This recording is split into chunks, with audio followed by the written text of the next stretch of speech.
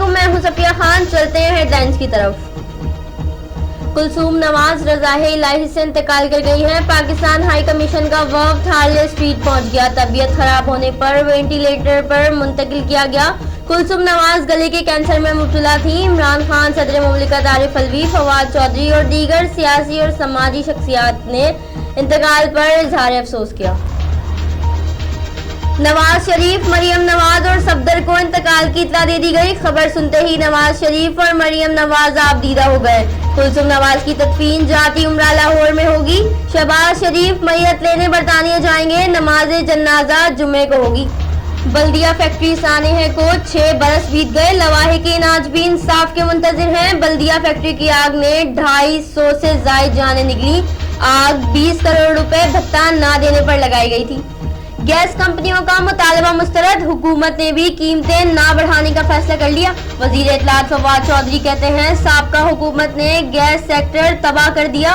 کھاد کے پلانٹس کو گیس فراہم کی جائے گی۔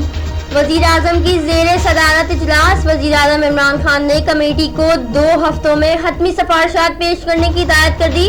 وفاقی سیکٹر ہاؤسنگ کی اجلاس میں بریفنگ۔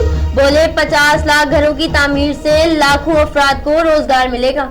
کیا تبدیلی سرکار نے سی پیک معاہدے پر نظر ثانی شروع کر دی؟ عبدالرزاق داؤد کے انٹرویو نے دھوم مچا دی۔ عبدالرزاق نے انٹرویو کو سیاق و سباق سے ہٹ کر قرار دیا۔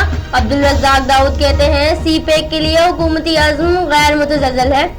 پرویز مشرف کے خلاف سنگین غداری کا کیس۔ انٹرپول کا معاونت سے صاف انکار۔ وزارت داخلہ سے تحریری جواب طلب۔ 9 اکتوبر سے کیس کی روزانہ سماعت ہوگی۔ ڈیم فنڈز کے لیے 1,59,00,000 روپے کا چیک پیش کیا گیا۔ ملتان کے نشتر ہسپتال کی انتظامیہ نے 30 لاکھ روپے کا چیک دیا تو قومی کرکٹرز بھی کسی سے پیچھے نہ رہے۔ 32 لاکھ روپے کا عطیہ پیش کیا۔